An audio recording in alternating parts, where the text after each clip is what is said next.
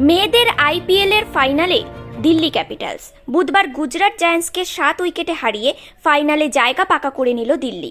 দ্বিতীয় এবং তৃতীয় স্থানে শেষ করল যথাক্রমে মুম্বাই ইন্ডিয়ান্স এবং রয়্যাল চ্যালেঞ্জার্স ব্যাঙ্গালোর।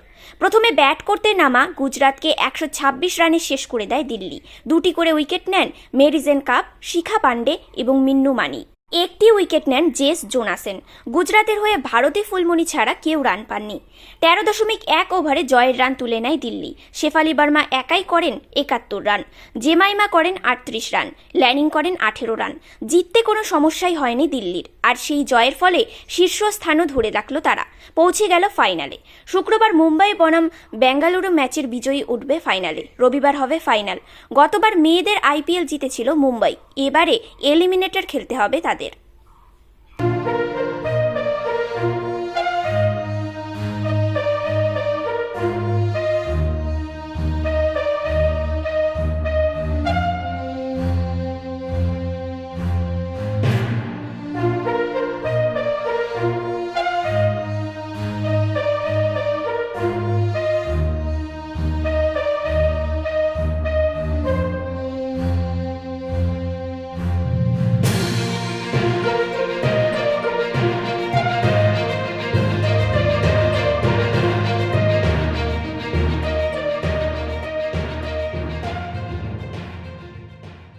আপনারা দেখছেন নিউজ প্রাইম টাইমস। সঙ্গে থাকুন এবং দেখতে থাকুন নিউজ প্রাইম টাইমস।